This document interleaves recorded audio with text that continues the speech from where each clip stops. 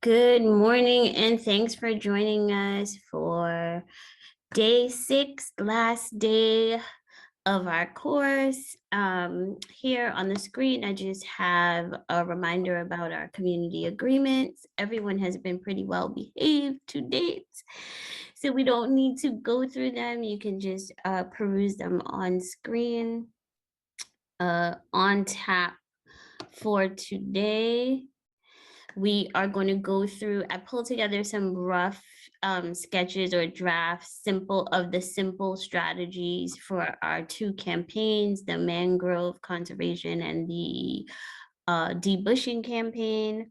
So we will get into small groups. Natalie will give us a little bit more context there and review those, offer feedback for Natalie and our team to pull in when we're putting together the bigger strategy documents. And then we will go straight after that into the clinic, where you can share your challenges with respect to other communications campaigns we've been working on, and maybe having some issues, maybe you're stuck and need some guidance on how to move forward.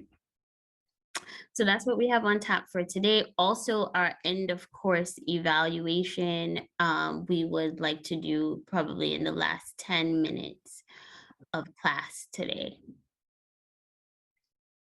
Yeah, oh, also a quick note, I added to Thinkific, if you haven't checked within the last day or so, I added success stories of campaigns that have used this approach. I also included their insider strategies. So their strategies and their indicators, everything that they used using this strategy to get to the outcome that they desired. There are 2 examples there, and then the introduction will point you to other examples that you can look more into. Yes.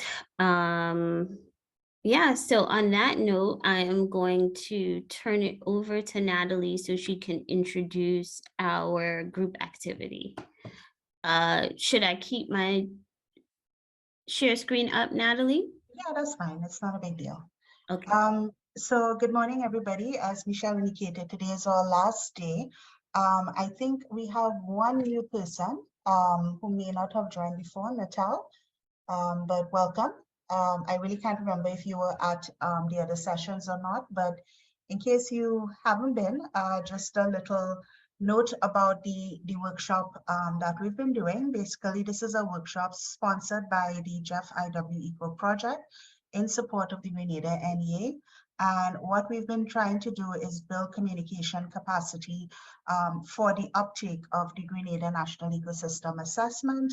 And what we've been trying to do is take it a step further, that beyond just building capacity, we're actually drafting 2 communication strategies / communication campaigns based on topics that stakeholders have selected.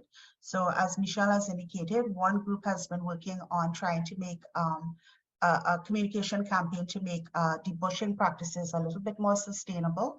And the second group has been working to help people understand the value of mangroves. So what we're going to do today is we're immediately going to go back into our groups, where what Michelle has done is collated all the different tools, etc., together as a simplified version. So she's done a bit of a summary sheet of everything that we've been discussing so far. And basically, we'll be looking at just running through this, doing a bit of a tweaking, and then she will actually be spending a couple days refining and elaborating on the strategies, which we will send to you all, let's say later this month or early December for your review. And then, as you all are aware, our plan is around March, etc., next year, to try to implement these communication strategies as part of the Grenada National Ecosystem Assessment rollout. The strategies are available there for you all. If, for example, you all want to start working on them, I mean, just let us know so that we can coordinate. But if you all have some time before them and would like to start, please, by all means, just keep us in the loop. Okay, and with that, we can break up into our groups. Also noting, I mean, the groups are fluid. And if, for example, you want to change groups at this last session just to get a flavor of what everyone else is doing, that's fine as well. But it's absolutely fine. Just let Anastasia know. But I think we can go into our groups now. Michelle, is that okay with you? All right, great. So we're going to go into our groups right now. Thank you. P.S. Just to meet, are you in our breakout room? Yes, I am. Hi, welcome, welcome. Let me just do some quick intros. So my name is Natalie Bodram. I am the project manager for the Grenada NEA, which is the National Ecosystem Assessment. And as you know, it's a research document and product, and there's a whole set of associated activities. And right now we are in a workshop that has actually been funded by a Jeff project, which is looking to support the uptake of information on that is present in the Grenada NEA.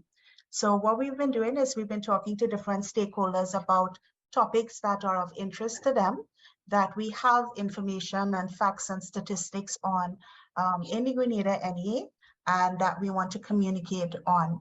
So many of our stakeholders have indicated, for example, that they want more people to understand about the value of mangrove ecosystems. And what we've been doing is we've been working on different communication strategies, like who we want to talk to and what sort of messages we want them to understand.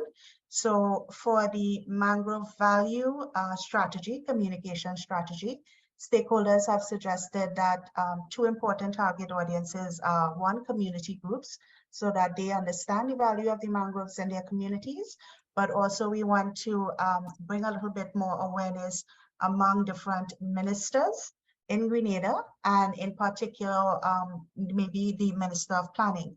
So what you're seeing here is some of the key messages. We want to maybe use information from the Grenada NEA, which shows like the value of the mangroves, you know, how much it's protecting our coastlines in terms of dollars and cents.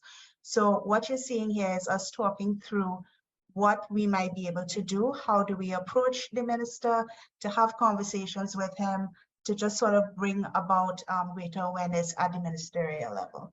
Aria, would you like to add anything to what I've just said as we have PS here? No, just PS, thank you so very much for taking time out of what is an extremely hectic day to join. I know the time is of the essence, but we welcome you. We move from the plenary into the discussion groups. There's another discussion group in addition to the one here that's looking at mangroves. I don't remember what that one is looking at because I've been focused on this. That is looking at the debushing. Basically, our stakeholders are a little worried that the debushing crews are cutting a little too close to the ground, and it's encouraging soil erosion. So they are thinking about how they can have meetings with the debushing crews and their supervisors to try to encourage them to do slightly better practices to reduce soil erosion, again, using information that we've done, produced through the Grenada NEA. Yeah, go ahead, Aria. That was it, thank you. So the floor is PS's now. PS, would you like to say anything? Well, let me say that I'm very pleased to see the objectives and the key messages, to listen carefully to what the stakeholders have to say for two reasons. One, as you know, the ministry is reconstituted following election, and so we are now working towards the budget statement, which will be presented on the 5th of December. And so any projects that can be highlighted, especially the outcomes and how we can move the policy priorities forward, is critical. And it is good for me to hear the voices of other persons, so that when you write this budget debate statement for minister, I can certainly see that it comes from working with various stakeholders. And I really want to take this opportunity to thank the Canary team for working with us. Many of the sessions you held, I was not able to attend, so this one, because it is virtual, I think it is, although I have other meetings, I can listen in. The second reason is that in fine-tuning our key priorities, normally Grenada budgeting policy is a medium-term policy, means we plan for 1 year, the estimates for 2023, and then we also at the same time prepare the forward estimates for 2024 and 2025. So we have that 3-year planning cycle. But the 3-year planning cycle is in keeping with the longer term horizon policy cycle of 2035, as we have a National Sustainable Development Plan, which gives us the larger policy and planning horizon of 2035. So the recommendations that will emanate from this discussion, it will help us to make sure that we can include it in the ministerial work plan, annual work plan for 2023, and also activities that need to be rolled over to 2024 and 2025, we can have that context. In the announcement of policy priorities by Prime Minister Mitchell, we are number 6, and that is energy security and environmental management. And so in the presentation to the nation on the 5th of December, I expect the topic of environmental management to take center stage, in that we are part of the top 10 priorities as number 6. So I do believe that we will get the budget and the resources we need. And therefore, this conversation is very timely, is topical, is strategic, because it will help us to not only speak about ideas by itself, but how we take it to the communities and how we can engage other stakeholders to be a part of the process. So I would leave it here, but I really appreciate the sharing, and I want to thank all the persons who contributed to the process, because you really help us do our homework. Thank you, and over to you. I hope that this context will give you what is happening at the ministerial level. So don't be afraid to make recommendations, and don't believe that when you make it, it will stay on the shelf. Thank you so much. PS Jessamine might be able to stay with us, and we were very fortunate to have her with us in the Mangrove Conservation Breakout Group. So I just wanted to say thank you to PS. I hope she's still here, or did she have to leave? Okay, I think she may have left. You may have, yes.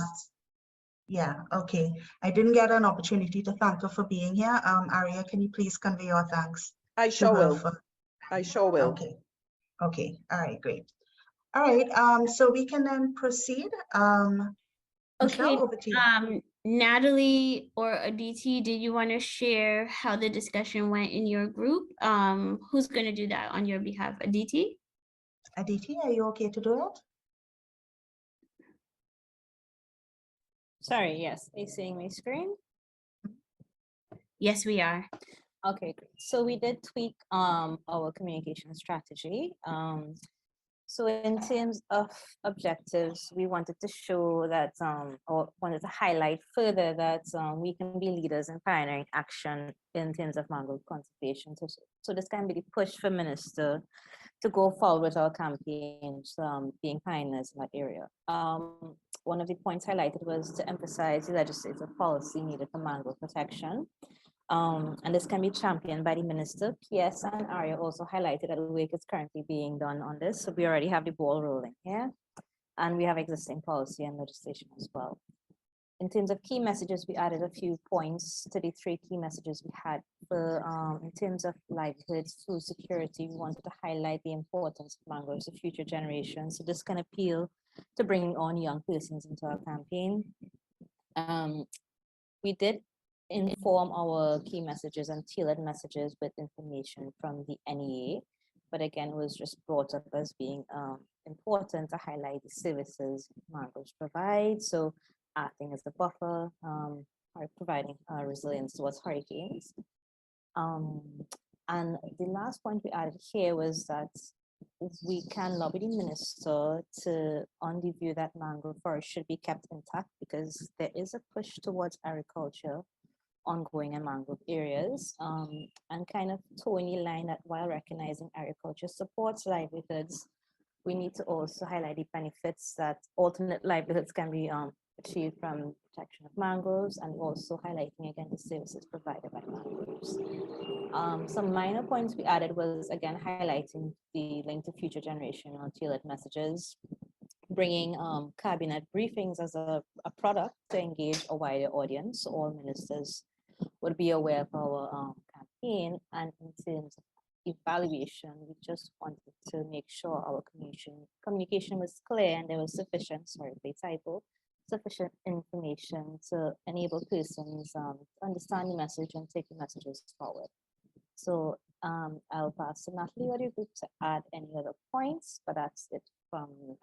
We didn't really get to watch the implementation plan. We mostly focused on the strategy. So nothing to add on my end. If other colleagues in the breakout group want to add anything. No? Okay, Michelle, you can go ahead. Yeah, well, over to us.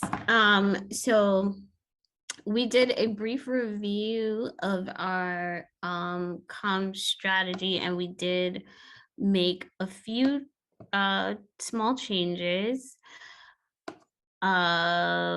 Changes that we made were like for the evaluation methods and indicators. I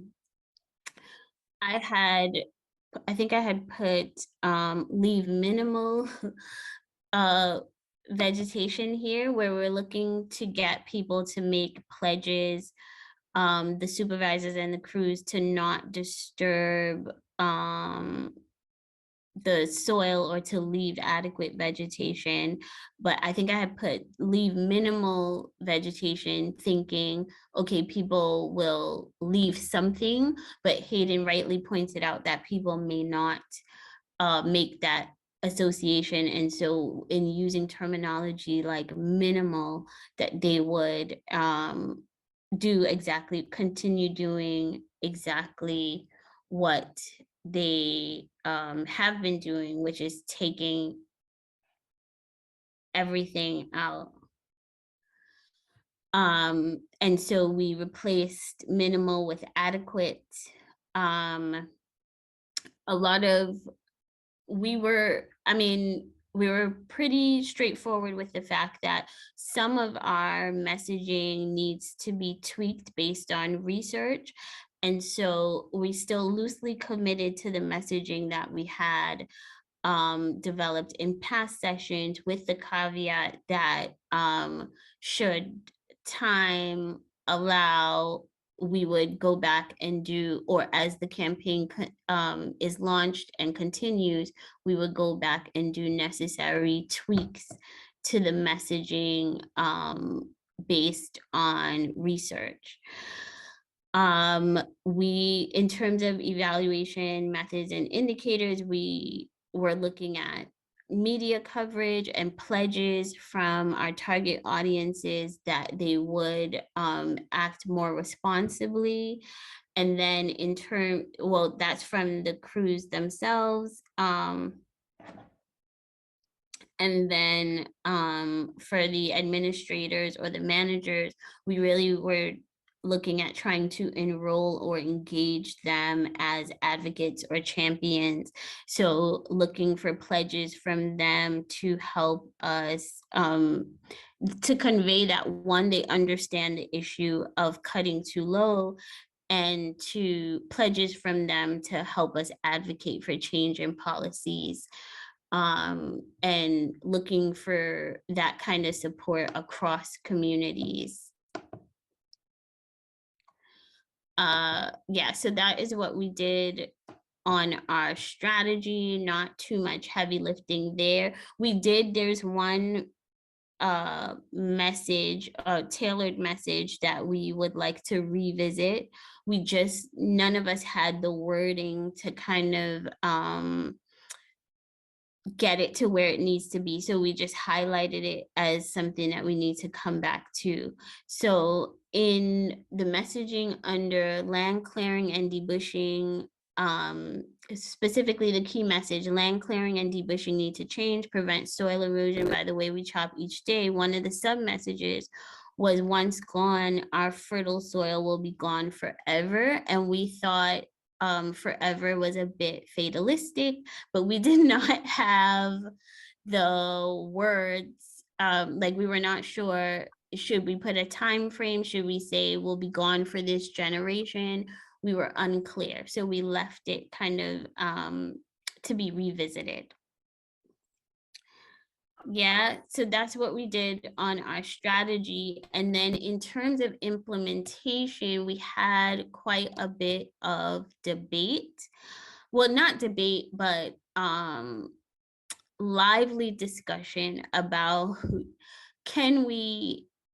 are we being realistic in terms of the number of people we can get out to events around this issue?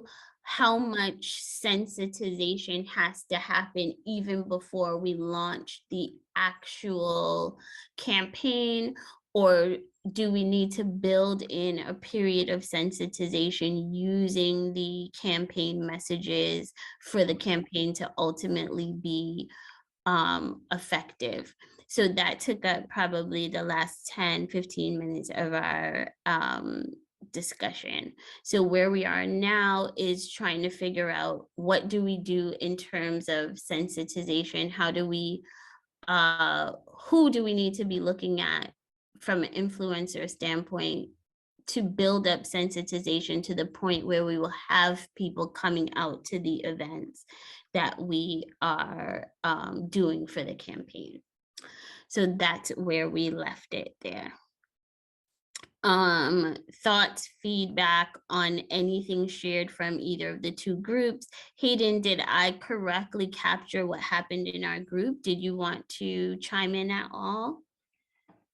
No, I think that was great. It's just the key message was work in progress, and it's checking back every so often with the team helps develop that process and that document to a quality document. Mm-hmm. Okay, just before I see Joseph has his hand up, but just to acknowledge, PS Jasmine is back with us. PS, I think you had dropped off a little bit where I was thanking you very much for joining us. And I'm happy to have you now in the plenary session where we have the folks from the other breakout group who were working more on a sort of a debushing communication strategy. So some of the discussion you might be hearing now is around that strategy or on more general terms. So on that note, Michelle, I could turn back to you. And then I think I saw Joseph has his hand up. Right. Yeah? Joseph, we'll go ahead and take your comment or question. Go ahead. Yes, just in response to the difficulty your group had about the word forever. One way I've known people have used an alternative expression is to use the word for good. I mean, if we're gone for good, I'm gone for good. Mm-hmm. It's a kind of... Is that true though? That's where because I think that's the same sentiment, but we were unclear about whether or not that's true. No, well, or you can say almost for good forever. You make it say almost, because don't forget that the topsoil takes about 50 years to come. I mean, to regenerate. So maybe you could say almost forever. Maybe use the word almost. Okay. So that it's not really totally fatalistic. Right. I think that's definitely something to consider. Wendy Frederick has suggested for generations, which is something that we also considered. Okay. So we'll take that under advisement, Joseph and Wendy. Go ahead, Aria. Thanks very much. And I'm just adding to that same conversation to indicate that there's been a number of studies that have been conducted looking particularly at topsoil, which is the black, organic, rich soil, which has a lot of decaying matter, and it is where a lot of the soil microbes reside, and the washing away and loss of that topsoil. I have no problem in using the word forever, because once that topsoil is lost from the location where it is, it moves And these studies have indicated, and this was, there have been studies all over the world, but the ones that I'm pulling from come from the Midwestern states within the US and the concerns around the agriculture and the farming belt in that area. And the points that were clearly made talk about the fact that if you follow a soil particle from its original location, and what happens, it now becomes locked into a completely different matrix.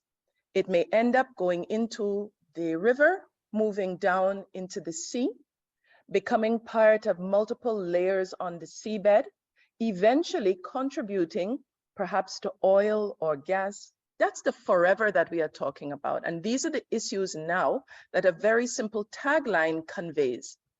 It is no longer available to be incorporated by plants to be eaten by humans, who then poop it out and it gets back into the cycle again. That's the forever.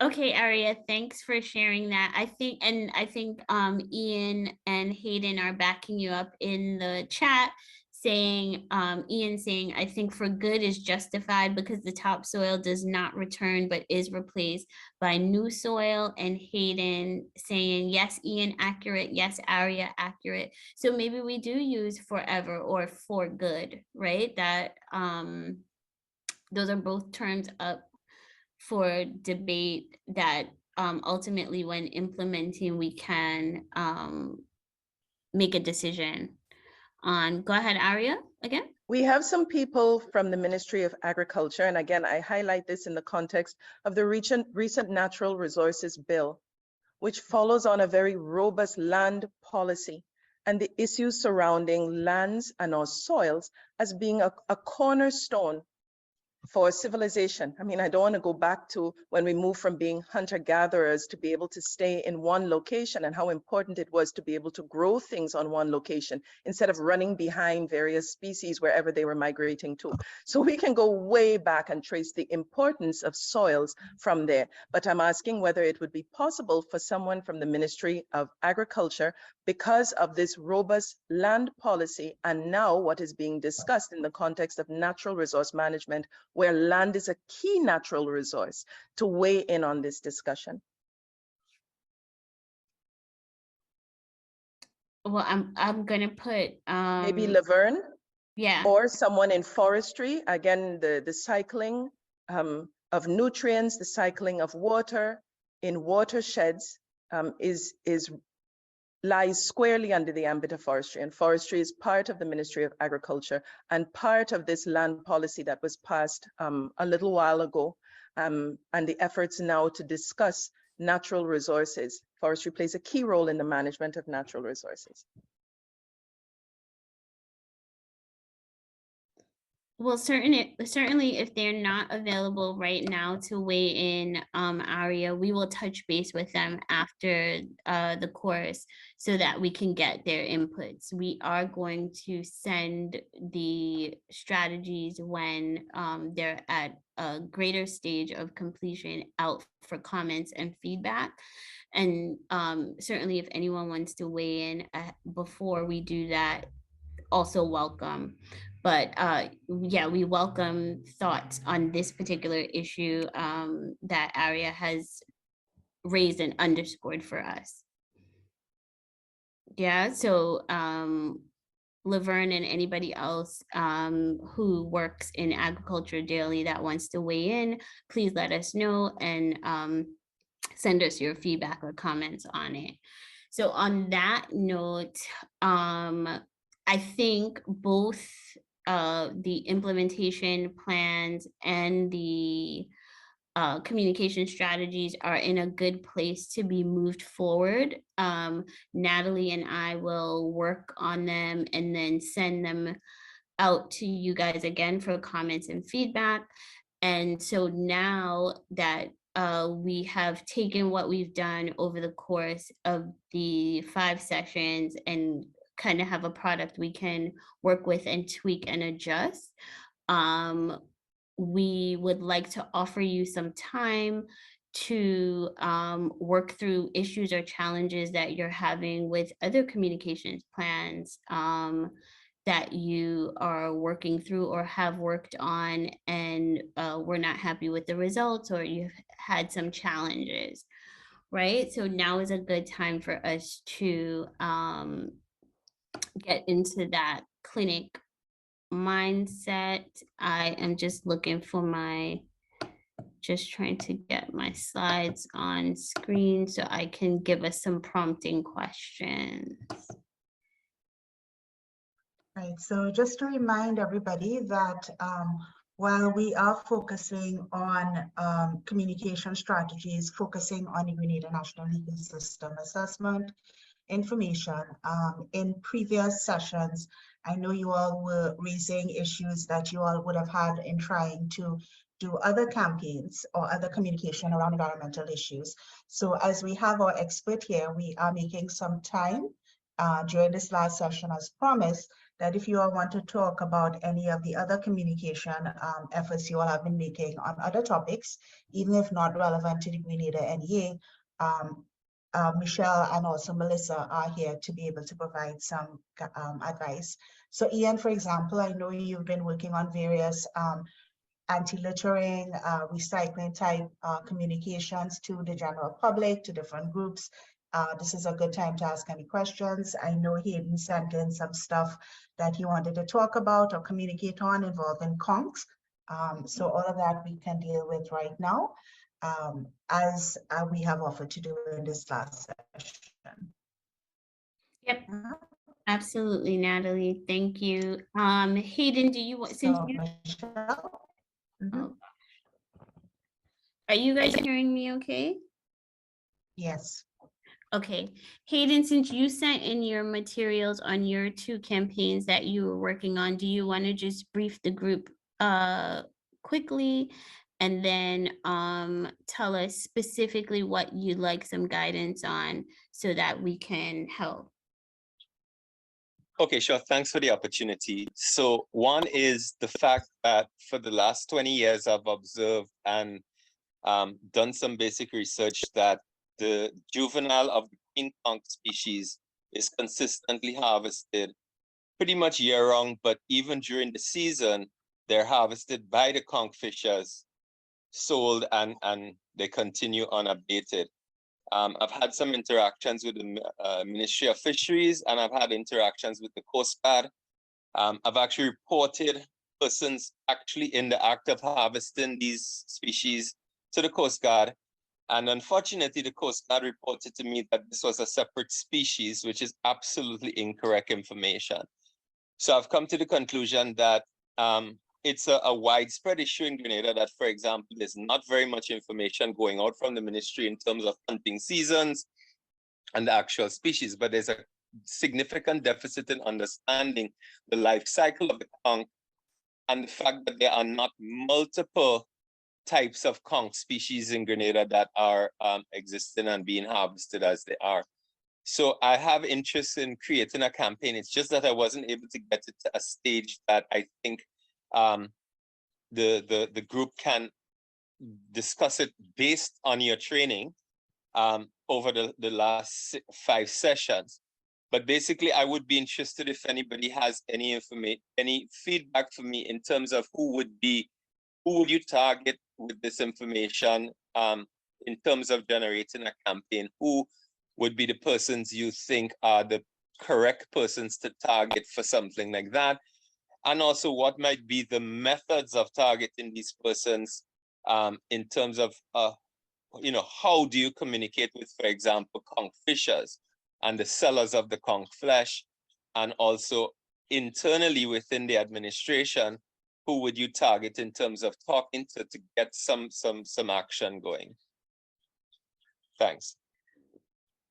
Have you considered, and obviously I'll leave space for other people to comment about this, specifically about your targets, but have you considered reaching out to local fisher folk associations? Not sure how active they are in Grenada, but I believe I've had fisher folk in other trainings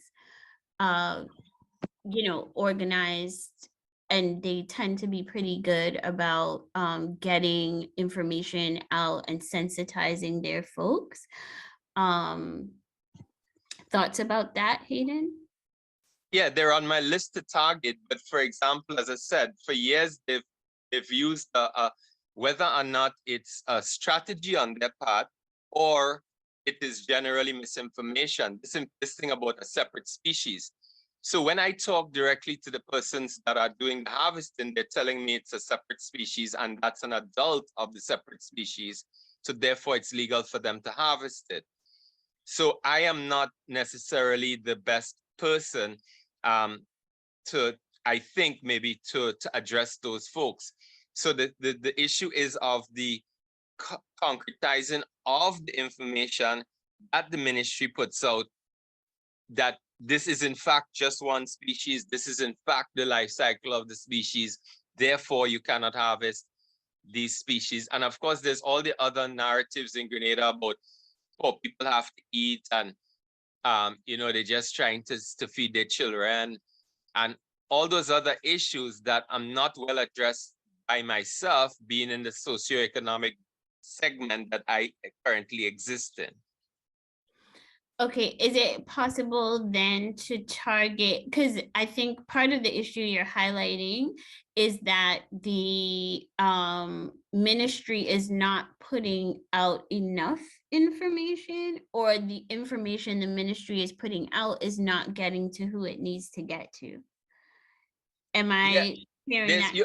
Yeah, you're correct. And for example, a lot of the information I see from the ministry is photocopied stuff from 20 years ago, and it's used year after year after year, and it only circulates within a few very limited circles.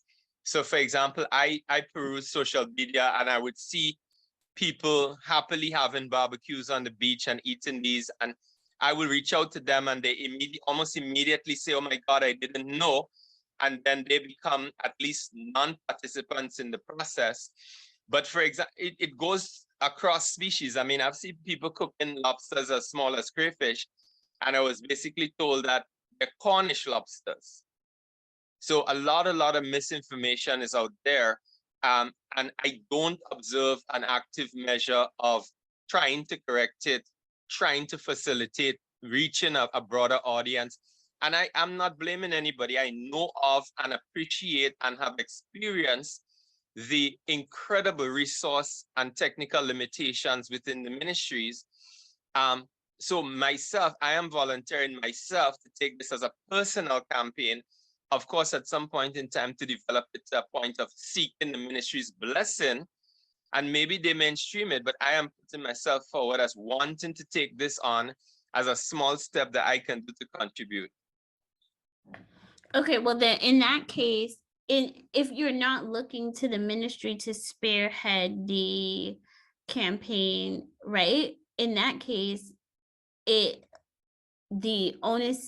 the onus on yourself, right, means that in terms of targeting, you do need to the leaders of fisherfolk associations, people who have more knowledge than you, making those links and connections, and also people who are of that community, so conch fishers themselves, trying to doing quite a bit of rapport and relationship building there, so I guess the point I'm trying to get to is that it's going to be a slow burn, right? Because you're starting as an outsider, and what you want to do is infiltrate what seems like a very insular community, and get them to buy into what you're saying. So in order to do that, you have to build rapport and relationship with people in that community so they value what you have to say, right? You also, in your messaging, have to be looking at giving them alternatives, right? Because if this is what I have been doing for 20, 30 years, and for that time I have believed that this is the only way for me to earn a decent living, or that I am not actually harming the species that's in danger. In order for me to want to change my mindset and to buy into what you're saying, you have to give me alternatives for what I can do and show me why what I've thought all this time has been wrong, or why I've been misled, right? So that's just my initial take on what you're saying. It may not happen as quickly as you would like, but the beginnings of your campaign has to start with meeting these people where they are, showing up to their meetings, listening to them more than talking, trying to figure out um why they're doing this and the mindset that they have around it before you take any steps to kind of sway them away from it, especially if you can't offer immediate solutions in terms of, okay, if I cannot conch fish, what am I fishing for, and will it be as profitable as this is for me and my family? So just some initial thoughts from me there. Joseph, go ahead. Yes, to support Hayden, the problem is that over the, and if we are honest as a Grenadian, there have been a breakdown of law and order in Grenada over the years. And also with the lack of personnel in the various departments. For instance, the structural adjustment thing didn't help us that much because the government policy that they only replaced 3 people with 10 who left. So you have all these factors contributing, and then our general attitude towards certain species, you know? People don't see it as important to manage and preserve some of the species we have. So for instance, some years ago, when a fisheries officer got a guy arrested for trying to transport,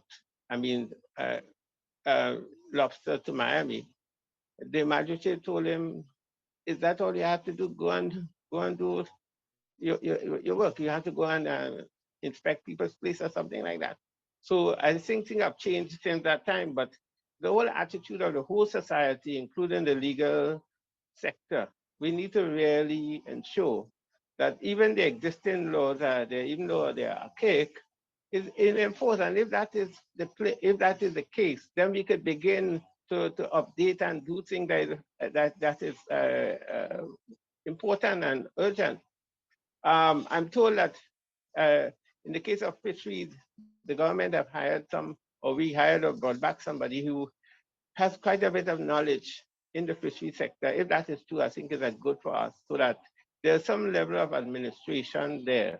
One of the things have happened over the years is that even though the authority might have put out these announcements about the closed season and so on, it was never really enforced. So if we begin now, and I would support it in the sense that we had to make the thing relevant. If you have this old photocopy thing, nobody takes it because they think like 20 years ago. So the whole society needs to be active. Need to be mobilized in terms of protecting those species, not just the fisher people. The restaurant people also. I don't hear advertisements for certain species, not just the oyster or the conch. Right? You wonder, where is the authorities in this country? Thank you. Thank you, Joseph. All great points made there. I guess what we're looking at is and I think Joseph did raise a good point in terms of a target, in terms of the restaurant industry, right? We had not talked about the people who buy the conch and enable people to make a living from fishing endangered species. So that also needs to be considered. In the chat, Aria is saying some target groups could be fish markets, and the vendors in the markets with permission from the Department of Fisheries, vendors who sell at the beach and on the side of the road.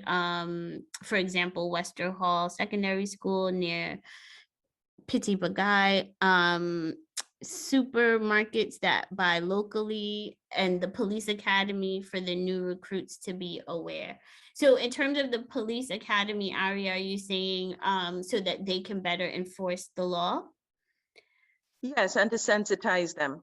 Of course, I think I didn't have a chance to read all that Hayden said, but he already, I think, targets or schools and so all the usual suspects. But if you want to actually address it, and interestingly enough, I didn't get the excuse of a Cornish hen, but I did on more than one occasion call the police station. Actually, at the time I was living in right at the boundary by Chemin River between St. David's and St. George's. And there were young guys who were selling lobsters, but they more looked like crayfish, like they were teeny, teeny, teeny, tiny. And I told them, these are too small, man. I can't buy this from you at all, at all, at all. And then I called, but again, you take pictures and you can call it in, but arming people so that they know when they call the police what to say, I have found to be really, really helpful. So for example, which regulation, it really helps the police because they are expected to know. I mean, it always amazes me, all the different infractions. And when they're writing it down, they can't just say, well, they got a call from somebody and so they have to say, what is the infraction? What are you using to say there's a problem here? So it really helps to provide key information even to Hayden. And this is something that fisheries can work on to provide, to say, as an advocate, here is the key information that you can see and pass on to others if they are calling in about a specific incident that they have observed. I've seen it, and it's happened to me with juvenile iguanas outside of season. It's also happened with very young lobsters. It hasn't happened to me with the conch, but I wanted to highlight, and also that there's a little bit more of a complexity because there are multiple species. Strombus gigas, which is the queen conch, is one. So the point is, for each one of these, we have to make sure that we're really clear on how to identify them, and that information needs to be passed on. Obviously, you can't just grab up anything that you want because it may actually be a juvenile, and if you eat it, ain't gonna be no more. So it's quite straightforward, but the point is we have to make sure that people are aware of the differences and how to identify those differences. And again, that's a responsibility of a fisheries biologist to be able to identify and help others to quickly identify.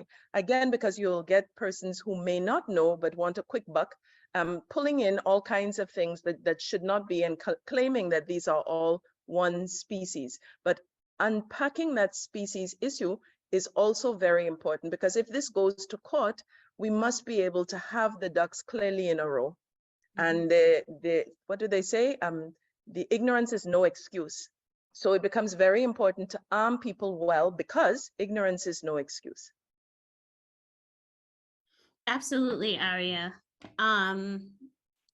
Yes, the police say that often too, don't they? Ignorance is no excuse. So sensitizing not only the groups that that are causing the harm, right? Whether or not they are aware, and then also sensitizing the police and others, because as Aria said, the police do not necessarily, they should, right? But there's so many possible violations and different laws and standards that it does not hurt to sensitize or refresh their memory about the specific violations that are being broken in this instance or being violated in this instance, and then you know, using that as a base for your campaign. But all of that is kind of there's quite a bit of pre-work. I think there also has to be a knowledge, attitudes, and practices survey, Hayden, with respect to the groups that are doing the harm, so that you can understand why and where they're coming from. Does that make sense? It does, absolutely. So that's where I would advise that you start, right?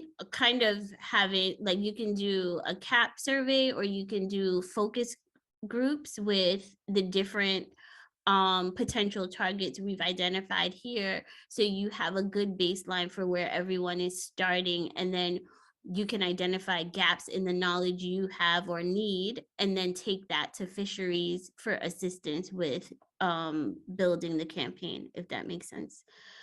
Yeah, it does. Thanks. I've done some of that already, and the results are just what's anticipated. That we've been doing this before. Nobody ever tell us it's wrong. What's the problem? It have a lot of them. You know, all the usual suspects come up, but I'll document it, and I will also do that information package type scenario where I pull together and upgrade some of the information that's out there from the ministry. Of course, without sharing anything prior to their stamping it with their approval. Thanks. Right, right. I think that's a great strategy as well. Taking the position of, okay, you guys have put out this information. I know it needs updating. I've already done the work for you in terms of updating the information. So, and feeding it back to them so that they can share more widely as well. I think that's a great sub strategy in trying to get your campaign off the ground. Yeah, so I know Hayden had another strategy, but we want to move on to someone else if anyone else has questions or concerns about their strategy. And then if we have time at the end, Hayden, we'll revisit your second one. Dylan, your hand was up. Oh yes, I'll just add into the discussion. I'll ahead. just be brief. Most of the points were highlighted by colleagues Ari and Mr. Joseph. I think size is also a key matter, as Mr. Louis spoke about.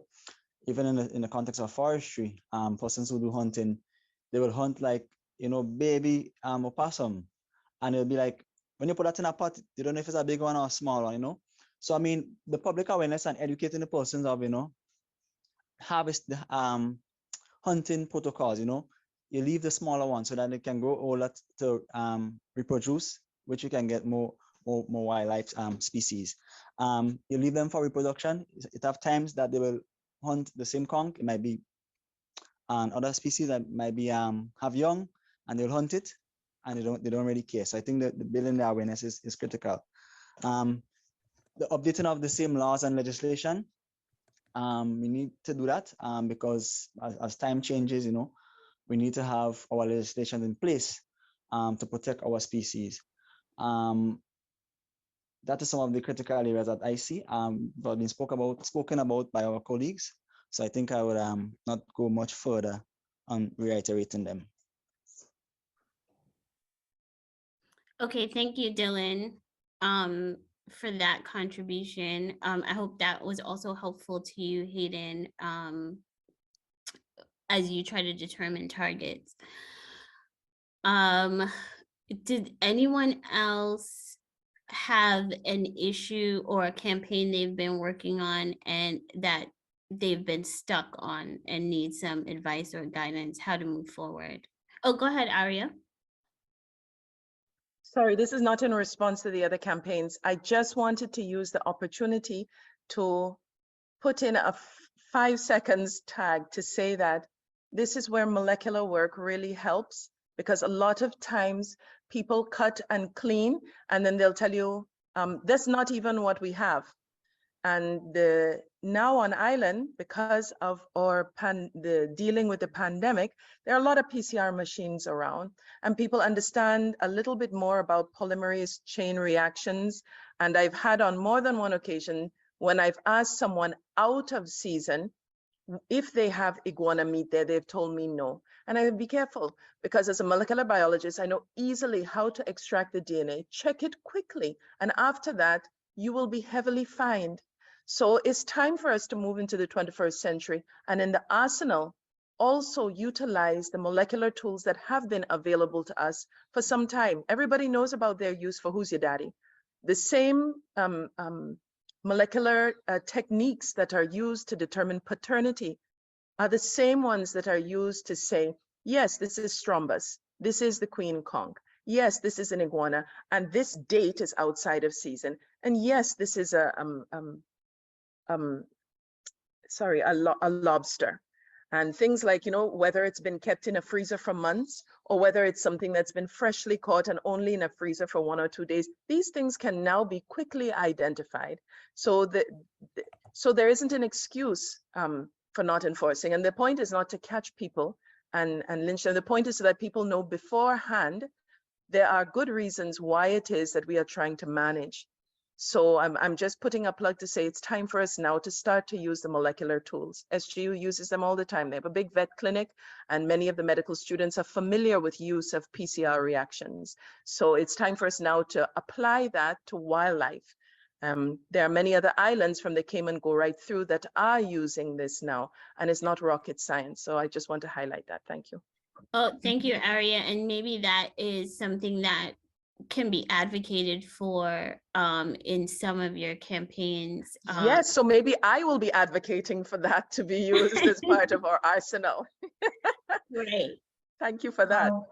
Michelle, after our comment from Joseph, I'm not Joseph, sure if then there's a we'll, specific, move to Ian, who yes, says he would like to share. Okay. yeah, I saw it in the chat. Natalie, thank Yeah. you. Go ahead, Joseph. In terms of what other new ideas or what issues, one of the issues that we have started to work on, or beginning to work on, is the issue of intellectual property rights in agriculture. And that's a very, well, it's kind of controversial issue here in Grenada. Recently, the senator representing agriculture in the parliament tried to get the senator to at least begin to discuss it, and they thought it not necessary. So maybe you could help us in giving us going forward. How could we frame that issue? Because it's kind of complex. Thank you.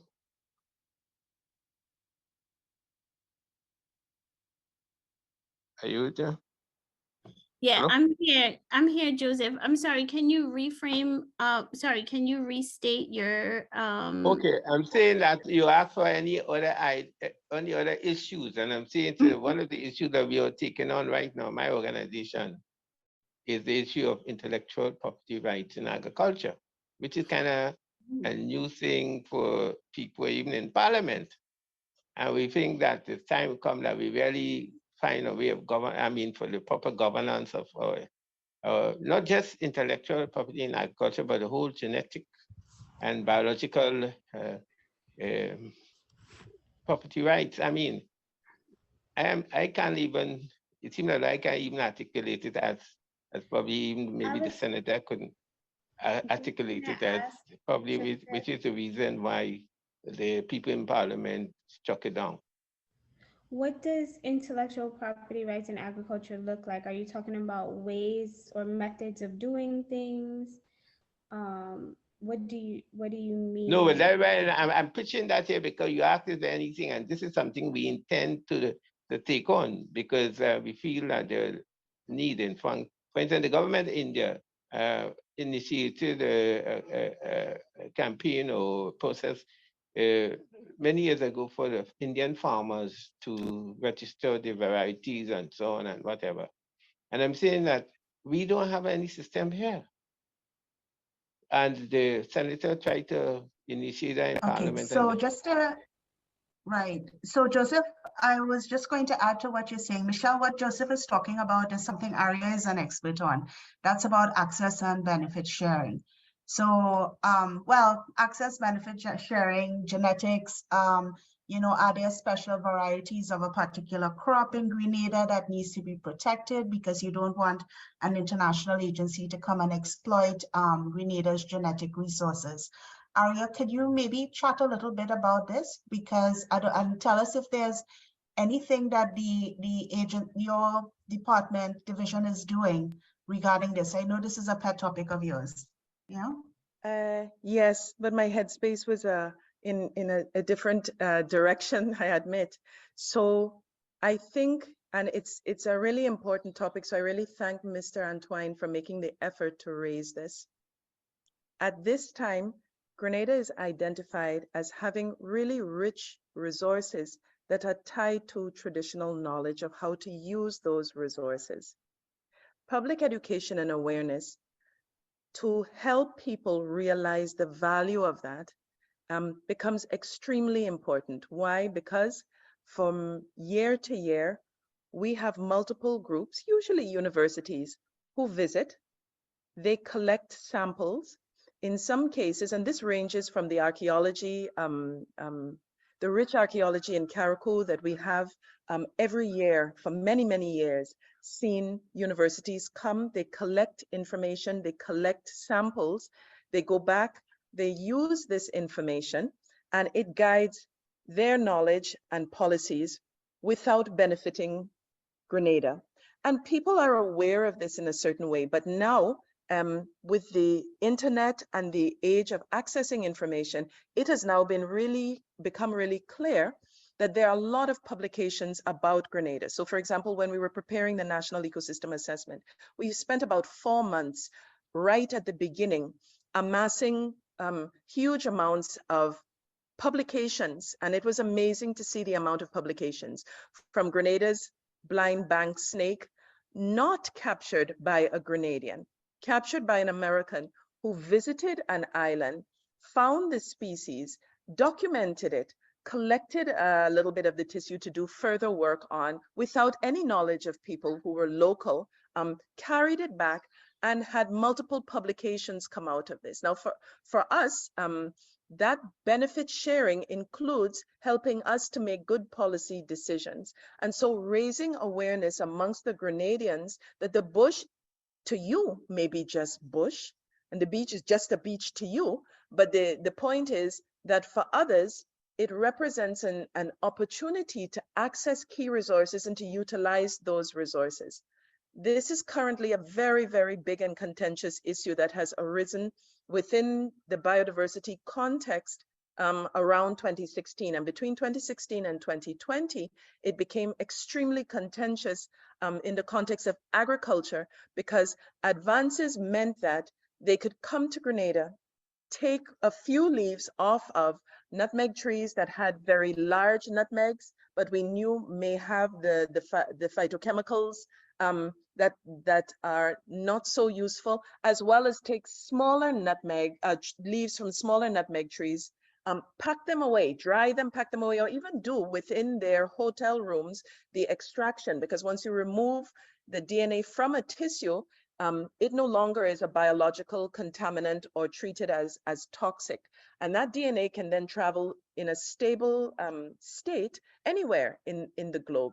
And currently between 2016 and 2020, you can now use synthetic biology to replicate specific sections and look for specific things. Again, the context is the traditional knowledge that comes from community along with the access to those resources have meant that they only ever need to come one time alone to access these resources. And yet within Grenada, we are not aware of this.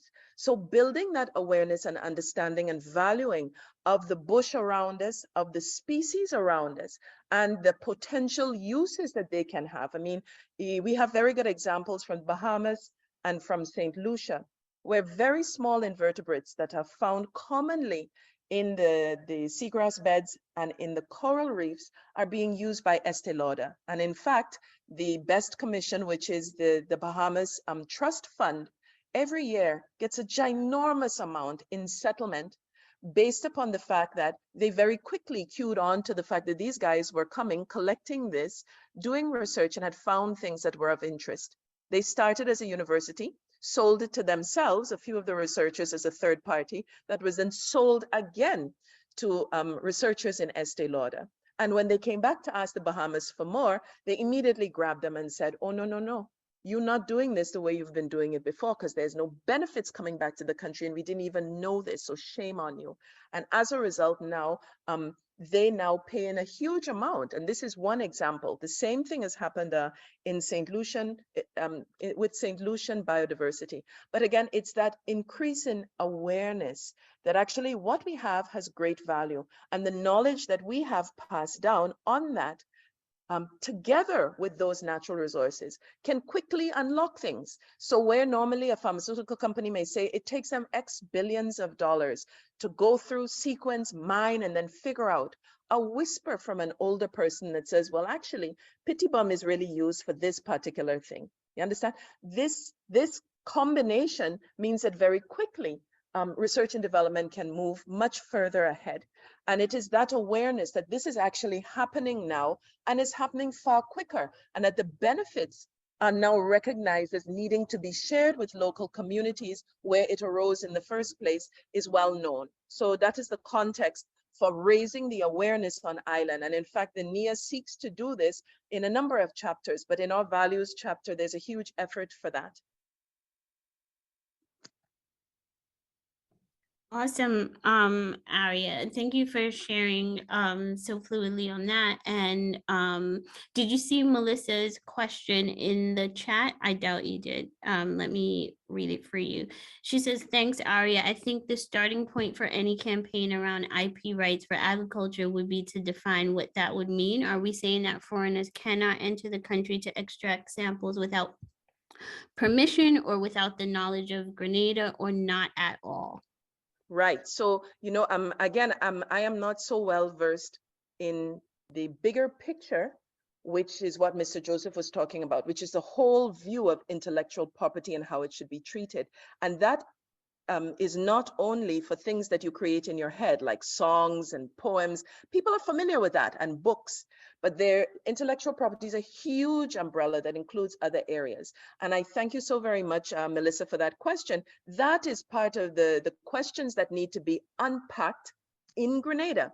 We have those who are within Grenada locally who are making the soursop teas, who for years the nutmeg spray has been made, et cetera, et cetera. So we have local users as well as local providers. It's not just overseas. And that discussion needs to ripen in the context of an increased awareness and understanding of what these resources are and their value. And this is why the NIA is extremely important, because it doesn't just talk about the economic value, since there is intrinsic value to other parts in the ecosystem that contribute to overall health and to key goods and services being provided. But it also for cultural value. I mean, when we talk about Lambie waters, and so these things happen in a very specific context for us, you know? So recognizing those values that are attached to the bush, and then having that discussion that says, we recognize that value and the traditional knowledge that comes along with how it is used. And we want to say and have a stake in how it is being used and what benefits are coming back to the country to be derived. That's the crux of the discussion. But first, that sensitization must happen. You can't ask those questions in a vacuum. Right. Yeah, and in this case, in this context, I want to invite people on Sunday, 20th November at 6:30 for a virtual conversation or panel discussion on this, where we have a number of experts, legal and agriculture will be, personnel will be on it. I'll send the poster to either Aditi or one person I have on my WhatsApp list, and so ask her to send it to everybody else. So people who want to attend, they can attend. Some of the questions that people are asking in the chat and even what we have addressed will be addressed at that event. Thank you very much. Okay, thank you, Joseph. So now we are going to turn it over to Ian, because he did take us up on our invitation to share about a project or campaign he was working on. But right before I turn it over, in the chat, Aria had asked me, is there any way Hayden can monitor how effective his campaign is? She said that she's worried that he may be trying to look for data on conch, which is hard to come by. How do we how do you as a comms expert penetrate look at penetration of a message? And so what I had shared is that Hayden may have to rely on qualitative data, surveys, and focus groups with the same groups over a period of time. So doing a CAP survey or focus groups at the beginning to get a baseline, which I think he's already done in some ways. And then as he starts delivering messaging, meeting with those groups again, those same groups, in 3 months, in 6 months, in 9 months, to see how their perspectives and their practices have changed over time. So that is one of the ways that we try to monitor, are we having the impact we want to have? And if we're not, it's also a prime time to say, well, you've been privy to this information. What about it has not what hasn't sat well with you? Why haven't you taken up this information? Why haven't you acted on it, right? Which allows you to then take that information that they feed back and pivot or flex your messaging and your campaign to be more effective to what speaks to them. So Ian, over to you.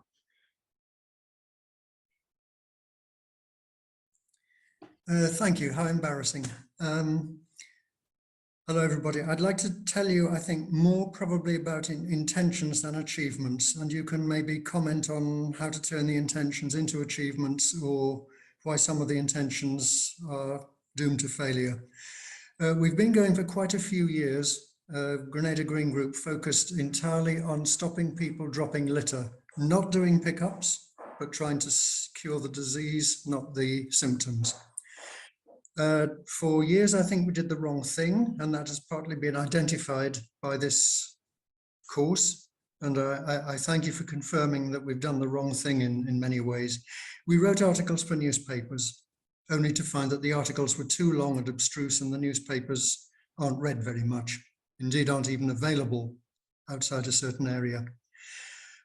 We regrouped during COVID, have a good team of about 10 people, all of whom, except myself, are in full-time work. And that is one of our difficulties. People are having to fit in G3 ideas, activities round the edges of demanding days. Right, what are we doing? Presenting to schools, but presentations aren't going to last very long, are they? Kids will remember what we say for a couple of hours, a couple of days, and then it's gone. So we now ask schools to do follow-ups monitored by a teacher. And the follow-ups can be poster designs, writing role plays, which are videoed and shown on screens, more of that later. They can be writing jingles, they can be adopting public areas to beautify. They can design and carry out surveys. They can do litter brand surveys, so that if they find that Coca-Cola and Glenelg are the main producers of litter, which they are, followed closely by KFC, then we can produce the company, we can approach the companies and say, hey, can we have a bit of support, please, in cleaning up what is, I'm sure, not your chosen method of advertising. We've been on radio and television, but we can't afford the huge fees that radio and television want for proper representation. And somebody from forestry, and it may have been Dylan Palmer from years ago, told me that with radio and television advertising, it needs to be continued and consistent. Couldn't agree more. We haven't been able to do that because we can't afford the time. We're trying to find fundraisers, fund sources, but it ain't easy. What I am worried about in current radio and television advertising about littering is that it's unspecific. It says things like respect the sea. What does that mean? I don't think anybody hearing that knows what it means. It needs to state specifically, don't throw trash in the sea, don't throw plastic in the sea because, and then people know what's wrong. But no advertising has actually targeted the reasons yet. It's been bland, it's been nebulous. We also asked kids to produce videos for public screens, various sorts of videos, role-playing about litter, but also very quick TikTok-y style things. We are approaching communities. Now, we would love to have a national campaign, but that is simply too ambitious. Jamaica tried it and needed $400,000 for 18 months. Forget that. We haven't even got $4,000 for infinite amount of time. So we're trying to take one community at a time and enroll people who are in contact with the public. I've mentioned this in one of the dropout groups earlier. Shopkeepers, post offices, shops, doctors' offices, or reach out groups, yeah. And ask them to help deliver the message and ask them how we can back them up if they agree with us and want to help deliver the message with signage and with information. This has been frustrated 3 times, would you believe, by COVID spiking just as we were thinking we were getting on top of our community involvement. And I repeat, members of our group, full-time workers, can't spend the time again and again to go into communities and remind them, or go into our community at the time. What is working? We produced some stickers, like bumper stickers, and they sell like hotcakes. There was a spectacular uptake of our message by the young leaders of Anglican High, who took it into the community and put their head in the lion's jaw a few years ago by presenting our presentation outside the bus terminus in St. George's at a volume that actually drowned out the traffic and a huge screen to show the visuals. Alas, the Young Leaders Scheme has collapsed because of COVID. And whereas we would love to involve schools with that sort of publicity campaign, it's not going to work again just yet. We need advice, I think, on some of our future plans, which are getting involved in groups. So we can have doctors against littering, panists against littering, churches, faith groups against littering, football players against littering. And we want to address groups like this and say, can you help us? This is the message. Can we have a group culture of keeping clean? And we will recognize this with certificates and publicity. We're already producing certificates and publicity for people whose premises are kept conspicuously clean over a period of time. Anybody can clean up for Independence Day and it stays clean for a week or two and then it looks awful for the rest of the year.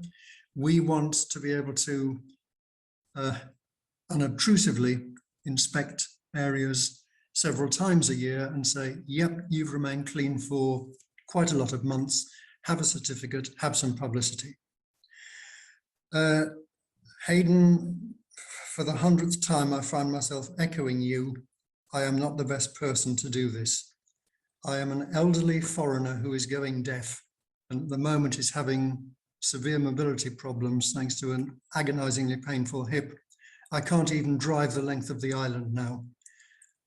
We need young, vibrant, passionate Grenadians, but they're all working full time. Of course they are. What else? Oh, sorry, go ahead, Ian. Sorry. Successes include newspapers asking for more, which has been nice. Recently, with the government trying to revive communities, it has been hugely easier to find adult audiences.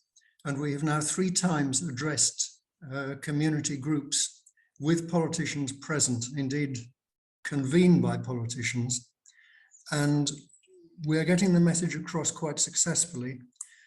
And we are learning, but we haven't quite learned yet, how to capture people. We get lots of applause at the presentations, but then the whole thing's dropped. And we need to draw people in and say, right, now we've got you fired up. Can you give us your name, give us your email address, give us your phone number so that we can follow up with you and perhaps recruit one or two to help with the work that needs to be done. And of course, I find that the more work you do, the more there is to do, the more needs to be done. Frustrations. One more pleasing thing. Liaison with solid waste has been first rate. I cannot praise solid waste too highly. They're always on tap. They draw us into their presentations. They draw us into their community outreaches. They involve us. They seem to regard us as respected partners. The problem with that, of course, is that we have to deliver and we have to live up to expectations. Right, a little list of frustrations. One, again, Hayden referred to misinformation. There is misinformation out there about people being paid to pick up litter, and we have to squash that. Frustration that reports on dumping, and there are horrible incidents of dumping by people who can't be bothered to drive their trucks to Perseverance, but instead leave it in anywhere from Savon-Swayze to Mount Hartman. The dumping can in some cases be identified. Sometimes it's witnessed. You get vehicle numbers, you get names of contractors on vehicles. You get items that have been dumped that can be identified, sometimes very obviously by name and phone number and address. We report it to solid waste. Solid waste goes out, checks our report. It's all very professional and they do it quickly. They then pass it on to environmental health, and there it runs into the buffers. There is no prosecution, there is no follow-up. And we think that once there are a few well-publicized prosecutions, that will scotch the problem, just as a few well-publicized prosecutions saw the seatbelt law through. We need people with specific skills like videographers, cartoonists, and other people to make presentations. But we're just not finding the people. So it falls back on a very few of us, very, very few of us to do all the Hey, work. Ian, so a few, I want to answer a few points that you made. Yep. Right. So one, targeting students is good, right? But I have found in my experience on working on similar campaigns is that if you target children, but you do not target the parents, your campaign falls short because Agreed. sometimes, you know, especially in a Caribbean context, right? And I'm saying this as the child of Caribbean parents, it can be seen as disrespectful or, you know, you're too big for your britches if you are telling your parents what needs to be done, right? When they are accustomed to doing things in a certain way. So depending on children to take the messages back home to their parents can get a little bit dicey, right? So blending your campaign targeting students through their teachers, there needs to be some element of including maybe the parents association at the school and making sure that parents are also buying into the messages and not penalizing their children for challenging what has been done, because you will often also hear older people, I don't know if it's worldwide or just in the Caribbean or amongst, maybe it's a Trini thing, right? I don't know, you guys will tell me, where parents will say stuff, well, like, you know, like, I always did it this way, this is how we do it, that kind of thing. And you know, who are you to tell me to do it differently when this is the way I grew doing it? Do you think you're better than me, kind of thing? what happened when you tried targeting parents' meetings, Ian?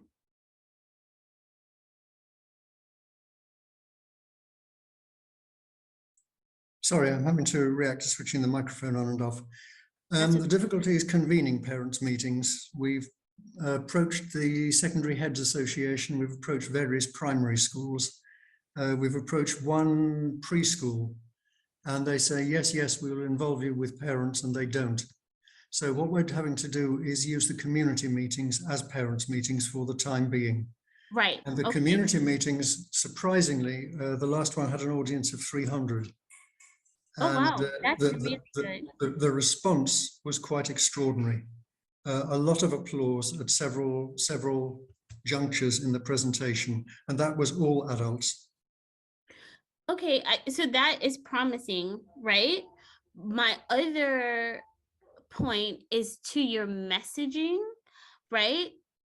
I hear you saying a lot, don't do X, right? But I have found in my experience, particularly in environmental campaigns, that you have to tell people what to do, right?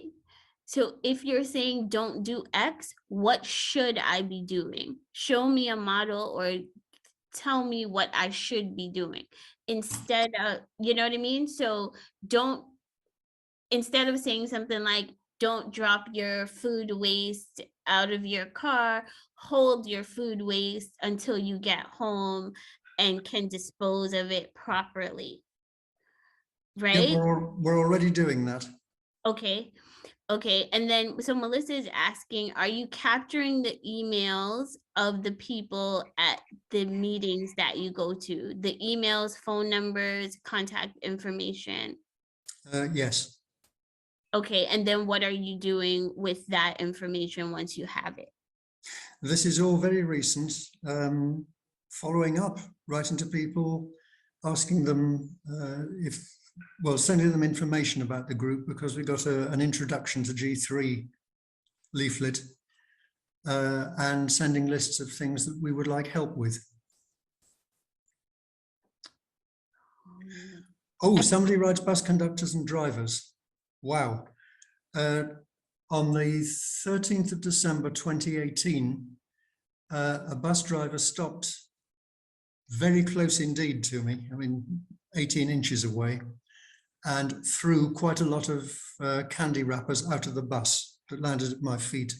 So I threw them back in. I won't repeat the language that was then shouted at me. The bus drove off, having thrown them out of the window again a bit further along. I reported it to the police.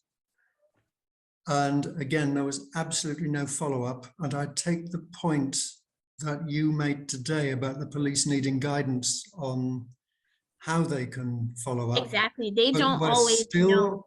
We're still stymied by the non-implementation of the 2015 Abatement of Litter Act. Right. 2015, apparently it needs regulations. We have spent quite a long time with an ex-High Court judge, retired, and an ex-cabinet minister, defining regulations, deciding what they need to be, compiling them, writing a stage-by-stage plan timetable for how the act could be implemented, sent it to the last government, sent it to this government, and we're still waiting for a response. Can I address one other thing that appeared in the chat? Somebody asked about bins. Yes, many people raised the bins question. Rainbow Janitorial in St. George's started planting bins all over the place. They were asked by Solid Waste to take them out again because people were bringing all their household waste into town and dumping it at the bins. Wow. We think we have a solution to that, but what is the solution? I mean, that's quite disheartening, actually. Traffic wardens are de facto litter wardens, for want of a better word, enforcement officers. They have been trained, but they have not yet been enabled by a proclamation the way the police have. Not that the police have been issued with any paperwork, because the regulations are still missing. I think a few traffic wardens could maybe relieved of traffic duties and possibly in plain clothes, possibly not, keep an eye on the bins and approach anybody who is misusing the bins by dumping their household or commercial waste at them, because commercial people tend not to send their waste to Perseverance. They tend to dump it in St. George's in huge quantities as well. Okay, so do you want, so I'm hearing multiple threads for campaigning that you want to work on, right? Sorry, Wendy has offered in the chat that dumping of household goods could be addressed by the design of the bins, right? But I think that is a valid contribution in terms of handling the actual issue, but I'm not sure that your group wants to be working on redesigning the bins. May I ask a This- question, please? yes, sure. Go ahead. Yes, let me just raise my hand. I missed part of what Mr. Ian was saying. What happened to the bins? Well, the bins were removed again at the request of solid waste because shops that had a great deal of waste were simply dumping it at the bins rather than sending it to Perseverance. And householders were bringing their waste into town and dumping it at bins. Much more than the bins could contain. Okay. Why I'm asking the question is that the Grenada Solid Waste Management Authority is a statutory body under the Ministry of Climate Resilience, the Environment and Renewable Energy. And I was at a workshop in the National Stadium when the recommendation of the bins and so was made. But I was not aware that this was happening in terms of the bins place. So I just wanted to understand what the issue was so that I can follow up with them. Thank you so much. Thank you. Thank you, Ms. Jasmine. So what, okay, so a few things, Ian, that are within your control, right? You said that you collect contact information for the people who come to the events and provide you their contacts, right? But do you have a steady like, are you in constant communication with them? Are you letting them know? So letting them know where you need help. I'm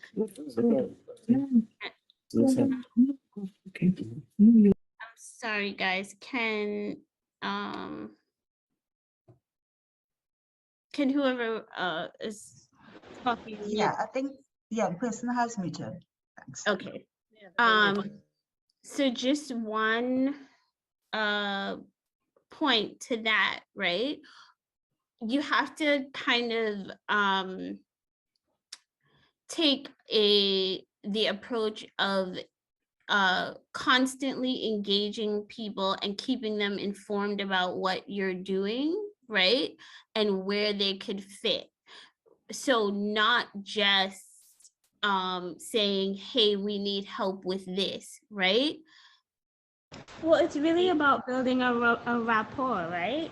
So they're initiating the relationship at these large community meetings, collecting the data, and then when you go back, you should have like a monthly newsletter or a bi-weekly something that goes out, updating them on your progress, asking for their input, and giving them solid practical tips they can use to support the anti-littering campaign. No, Michelle?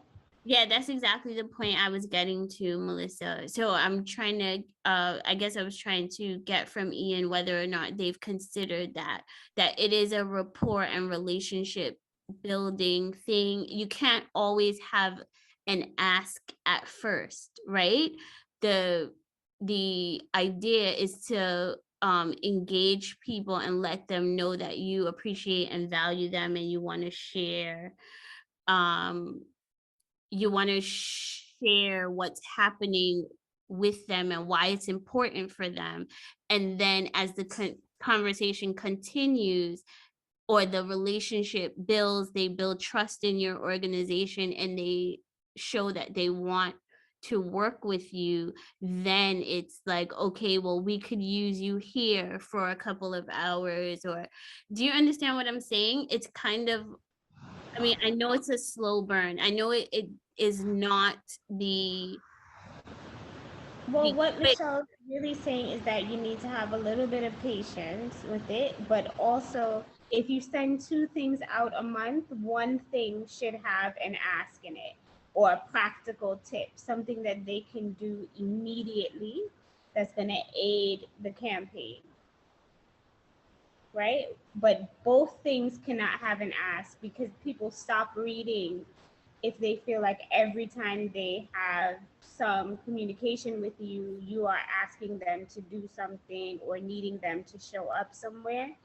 So giving practical tips in one, like this is what you can do at home, at school, at your workplace, and then on in a separate ask once a month or every other ask, every other communication is like, we need volunteers to show up and do this, you know, so it's one time you're giving them practical tips to support the movement, and one time you're making a solid ask or donate for a donation of time or energy or money, if that makes sense.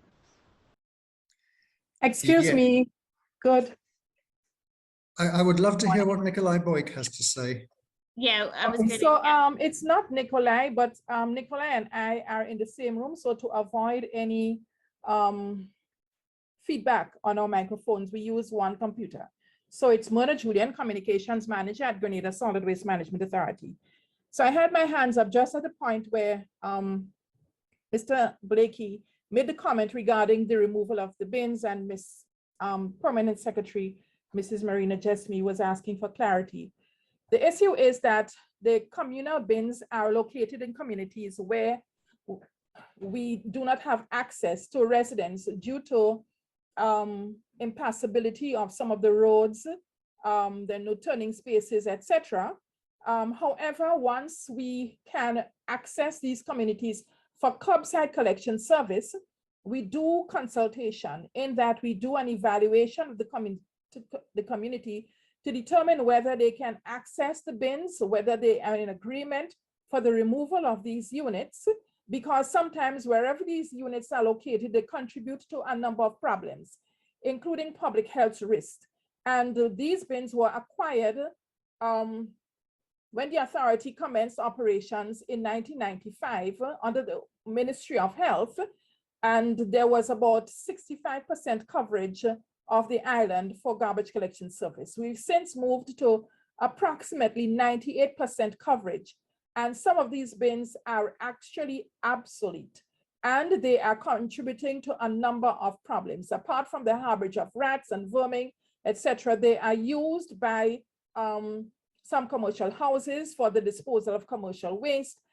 They are improperly used for the disposal of construction and other demolition debris, and it serves to hinder our garbage collection service when it takes approximately an hour and a half to clear one of these units. So we do consultation before these bins are removed, and we ensure that there is majority agreement among the residents that are serviced by these units in order to have them removed. Prior to the removal, we would put notices that that collection point will be decommissioned, and then there is the removal. Then we still have communication in terms of radio messages and going into the community to inform them that the bin is removed, and this would be the procedure, the time and days scheduled for garbage collection in those areas. Now, we still have a few of these units located around the island, and there are places where they are problematic, but the residents are voting in the majority to have those remain. And we are looking at alternatives to addressing those because they are still contributing to a number of issues. They're not properly used. You find they're used for the disposal of their relics, etc.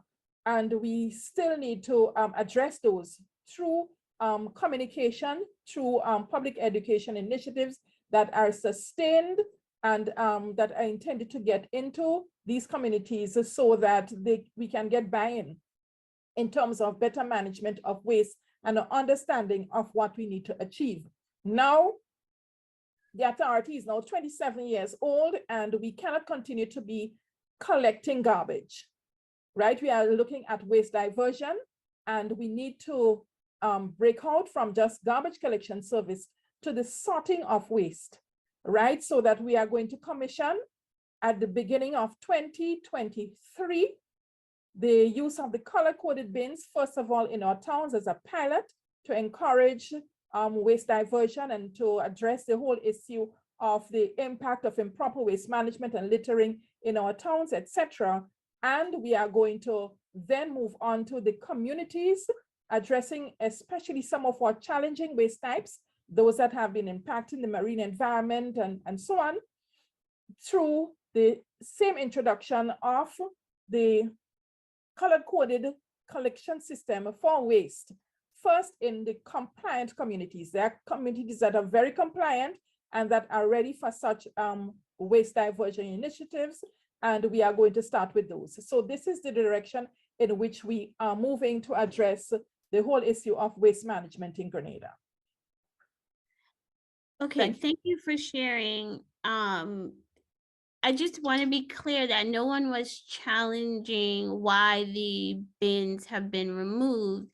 Ian was merely saying that they have been because and recognizing that there have been challenges around them. So we are trying to work through how does he communicate to people in those areas about how to effectively deal with not littering and how to properly engage in waste management. We fully understand that there are challenges around those bins and that's why they have been removed.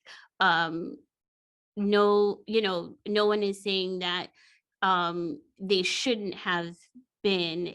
He was just saying that because they have been, because they were being misused, there needs to be some education about how to properly use public bins, et cetera, et cetera.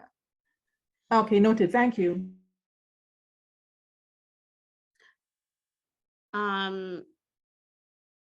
To the previous point, because I want to make sure that this lands. Ian, did you understand what we were saying about rapport and relationship building with the people who seem to buy into your messaging at public events? Firstly, it makes very good sense, but secondly, it adds to the workload. And the only person who's realistically going to write articles is myself, and I just won't have time to squeeze that in. Mm-hmm. Okay, so maybe thinking about how you develop, and we can do some of this offline. Maybe I can send you some notes and we can have a little bit of a back and forth about this, right? Just maybe thinking about like what is the best use of your volunteers' time, given that they have full-time jobs and stuff like that. Doing a newsletter doesn't necessarily mean that it has to be articles. It could just be quick, snappy updates and things of that nature. Melissa, if you want to share a little bit more about that, what that could look like, that doesn't have to be very time consuming. Yeah, you can create a master list of tips, things that you're already using in your presentations and stuff, whittle them down to 1 or 2 points and put them in a clean designed website, not website, newsletter, and have that go out. Remember, you are reinforcing the things that you've already spoken to this group about and just giving them practical advice on how to move forward. So quick, snappy tips. It doesn't have to be long. It doesn't have to be something that's going to be too arduous. Reuse any types of materials that you already have and just go a little bit more, give a little bit more context.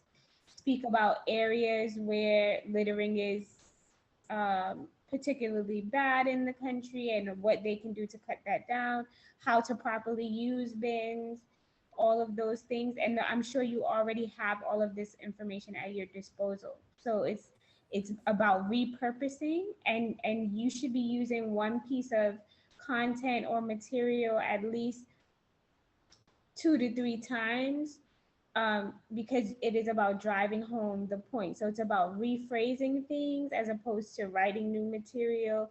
It's about reintroducing things and reminding people. So you want to make sure that you're not giving yourself a boatload of work by creating new articles or new tips. These are things that you already know, you're well versed, and your team is well versed in. So use the materials you already have at hand. Yeah. I hope that helps a little bit, Ian. And if you need more clarity on why we're saying what we're saying, or how you can go about doing it that isn't too taxing on yourself and your team, we can continue this discussion via email. Yeah. Right, one thing I'd like to add, if I may, I know I'm stealing too much time, but one Sure, go idea ahead. we had, how to test the efficacy of a community campaign. And again, this has only been done partially because of manpower and COVID. We have it's a new term you taught me, and I found we've been doing it, CAP survey. So we ask people their attitude to littering and what they know about it, including solid waste collection times. Then we do our campaign, filtered, well, delivered by tradespeople. And at the end of it, we use exactly the same survey with, again, a random sample of people within the community to see if the response has changed. Exactly the same questions, but is there more awareness? Is there a different attitude? And by that means, we hope we've measured efficacy of the campaign. Yeah, that's exactly how it's done, right? You can look at other indicators to see how many people are receiving your messages, but if at the core of it, what you are doing is what I have proposed that Hayden do, because it might be difficult to get data around the conch. Is to do the baseline work and then follow it up periodically over time with those same groups to see what changes in behavior and attitude have occurred. So you're doing it right. I think you come down quite hard on yourself and your team, but I think you've been doing a good job, and you just kind of have to recognize that this is a bit of a shift. I want to say even a culture shift. At least I know in Trinidad, part of the dark side of the culture is that we don't prize our environment as much as we should, and we take it for granted. I suspect that happens across some of the islands and in other places globally as well. And so you're trying to shift people's mindsets or change behavior they've been doing their whole lives, and it does not happen in a short period of time, and it takes a lot of reminding and what can seem like redundant and repetitive work to do, but you are making gains. And so doing what you're doing is working. Maybe applying some of the tools that we discussed in this course can help you make even more gains. That's the hope anyway. Yeah. Thank you. I've actually found elements of this course not only instructive, but I've found other elements reassuring that we are doing the right thing. And it's perhaps given me the confidence to sharpen the definition of the right thing, and therefore facilitate my co-members of G3 in their endeavours to relate to the public. So I thank you for 2 reasons. That's awesome, Ian. Thank you for sharing that. Natalie, I see your hand raised, no doubt to give me a time warning. We wanted to end a little early today. So I'm going to turn over to you, Natalie. Go ahead. So I am asking if we can look at closing up. If someone else would like to raise another campaign that they've been working on to get some tips from Melissa and Michelle, we are open to that because we do have some time remaining. Hayden did have a second campaign, but we will work with him offline on that and give him some suggestions and some ideas. So does anybody else have any other environmental issue that they've been working on, trying to communicate on, that we can use Melissa and Michelle to get some advice and suggestions? If not, we can look at wrapping up a bit in a little while. Yeah? So Yeah. I'm not seeing any hands up. I would perhaps like to do my next steps, etc. first. Okay. And also to acknowledge our donors and so forth. And I see we still have PS Jasabi, who has been contributing, and I'm very grateful for that. Thank you so much for being with us today, PS. So let me just do the sort of finishing up in terms of logistics, next steps, and then we will do the group picture, which Aditi will handle, and then we will do the evaluation of the course. Yeah? Okay, so let me just share my screen for a little bit.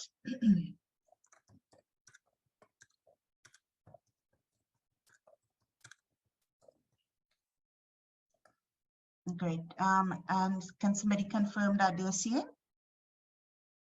Right? Yeah, we are.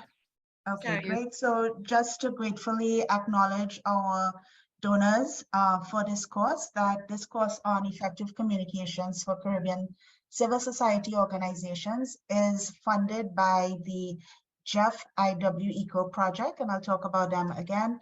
And this is as part of a bigger project where we're trying to support the uptake of the National Ecosystem Assessment of Grenada.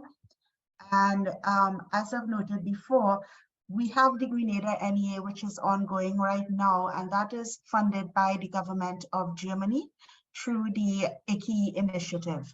But what we've been able to do is speak to the project coordinating unit of the Jeff IW Eco project, who are very kind and are supporting us in this sort of communications aspect on the Grenada NEA. So just to acknowledge their support, which we value tremendously. And also to say that under the Jeff IW Eco project, they're actually doing another course with us. It's not directed towards Grenada. It's actually more directed towards stakeholders in Jamaica, St. Vincent, who else? Who else? Jamaica, St. Vincent, St. Kitts, and one other country that I'm forgetting right now. But what it is, it's a livelihoods project that Canary is working with them on. But as part of that livelihoods project, we are working with CYEN, Caribbean Youth Environment Network, to document the work being done by small and micro enterprises under this initiative. So we are actually conducting this course on participatory information and communication tools. And you all have all been sent the invitation to this workshop as well.